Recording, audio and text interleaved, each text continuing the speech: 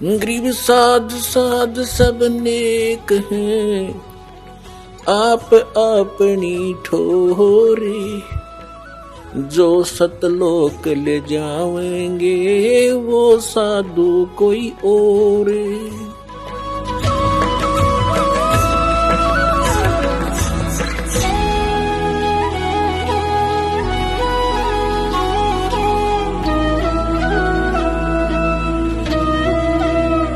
अपने आत्मा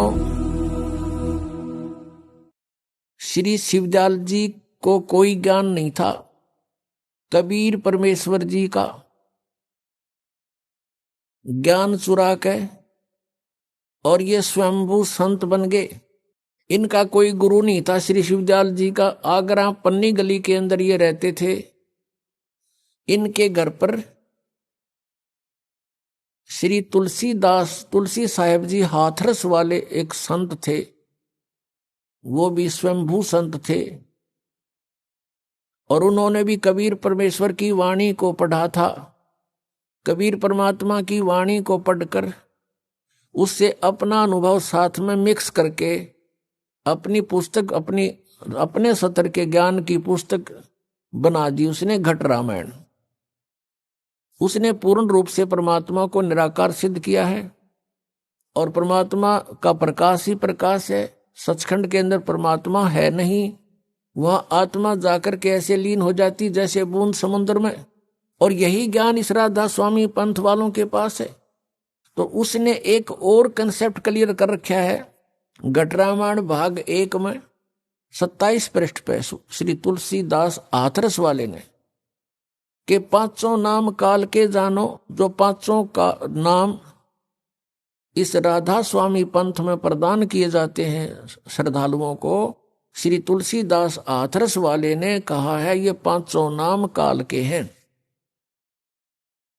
और फिर इनसे हटकर बताया है कि 2 मंत्र और हैं, एक सतनाम है, एक आदि नाम है। सतनाम के बारे में वो परिचित नहीं था खुद भी श्री तुलसीदास हाथरस जी वाले, कि वो 2 अक्षर का होता, वो 2 अक्षर से परिचित नहीं था। उसने सतनाम को सतनाम ही बता दिया। और आदि नाम से भी परिचित नहीं था तुलसीदास हाथरस वाले।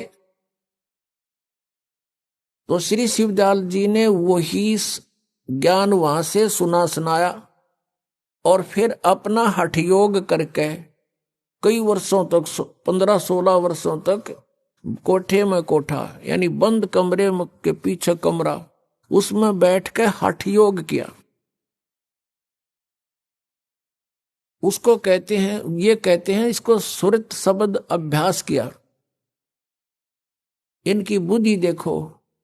और ये शब्द किसको मानते हैं? अंदर जो आ रही है आवाज धुन, उस पर ध्यान रखना, उस पर सुरत लगा के रखना, ये सुरत शब्द अभ्यास कहते हैं।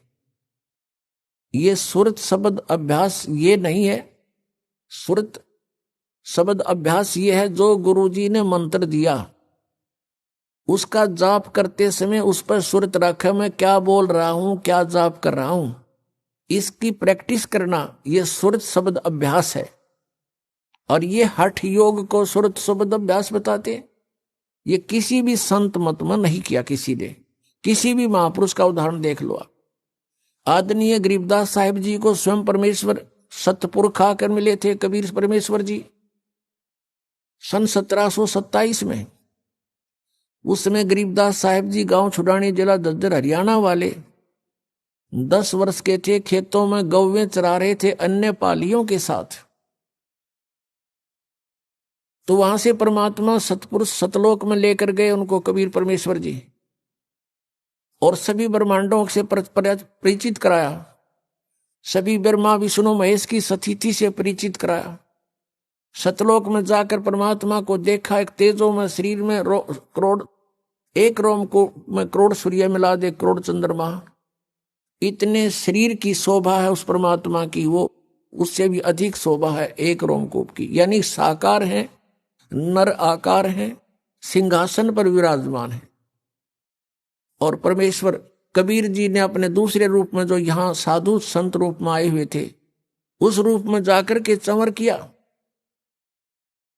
तो गरीबदास साहिब जी ने सोचा, उनकी आत्मा ने सोचा कि परमात्मा तो तख्त पर बैठे ये हैं और यहाँ का ये महात्मा कबीर कोई इनका चेला चपटा होगा, नौकर होगा। उसी समय क्या हुआ, जो सिंहासन पर विराजमान थे परमात्मा तेजों में शरीर युक्त, वो खड़े हुए और कबीर परमेश्वर जी जो नीचे जिंदा महात्मा के रूप में नीचे से गरीबदास जी को लेकर गए थे, उस रूप में वो उस सिंहासन पर विराजमान हो गए और वो तेजों में शरीर युक्त परमात्मा उस जिंदा महात्मा वाले स्वरूप के ऊपर खुद एज ए सेवक सर्वेंट संवर करने लगे हैं। तब गरीबदास जी असमंजस में पड़ गए, भगवान कौन, ये महात्मा ये तो बाबा जी दिखाई देता है और परमात्मा ये है, इसका इतना सुंदर शरीर, इतना तेज इनके शरीर में, अब इनमें से प्रभु कौन से हैं। इतने में क्या हुआ, तेजों में शरीर जो था वो कबीर जी के उस नीचे से गए हुए जिंदा महात्मा वाली बॉडी में समा गया। अकेले परमेश्वर नीचे से गए थे जिंदा महात्मा के रूप में कबीर जी, वो अनंत कोट ब्रह्मांड के कुल मालिक के सिंहासन पर विराजमान हो गए। तब परमेश्वर ने कबीर जी ने उसको बताया, आदरणीय गरीबदास साहिब जी को, कि बेटा मैं काशी शहर में 120 वर्ष जुल्हाए धानक की लीला करके आया हूं और वहां मैंने वाणी लिखवाई है, लेकिन जनता ने उन अज्ञानी ऋषि महर्षियों मंडलेश्वरों के अज्ञानता के कारण मेरे उस ज्ञान को स्वीकार नहीं किया और बीच में लंबा समय हो गया है, अब 200-250 वर्ष हो गए हैं, इन काल के दूतों ने उस कबीर पंथ की कबीर वाणी में भी कुछ एक्स मिक्स कर दिया है, उसमें भी कुछ प्रक्षेप कर दिया है। अब दोबारा से तो मेरा ज्ञान बोल दे, मैंने तेरे को तेरा ज्ञान योग खोल दिया, दिव्य दृष्टि देती है। तब गरीबदास जी वापस आए, उनको नीचे मृत जान लिया था और नगर वालों ने, गांव वालों ने, परिवार वालों ने मिलकर उनको अंतिम संस्कार के लिए चिता पर रख दिया था।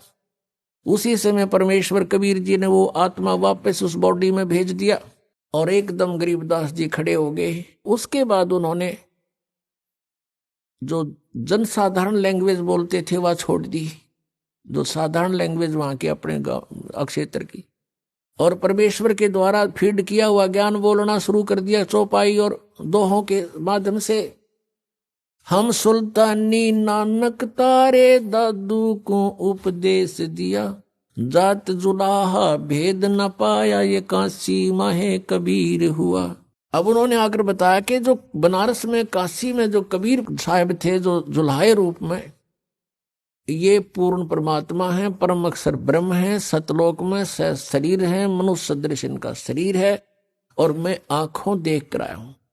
और फिर गवाही दी है कि हम सुल्तानी नानक तारे दादू को उपदेश दिया, मेरा भी उद्धार किया, गरीबदास साहिब जी कह रहे, और अब्राहिम सुल्तान अधम बलक बुखारे के बादशाह का उद्धार किया, श्री नानक जी का उद्धार किया, दादू जी का उद्धार उन्होंने किया। वो उनको आकर मिले ऐसे जैसे मुझे मिले थे और उनको भी सचखंड दिखाया था, सतलोक दिखाया था, वापस छोड़ा था और फिर मुझे सतनाम दिया। उस सतनाम के जाप से मोक्ष होगा और एक सार नाम है, उसको आदि नाम भी कहते।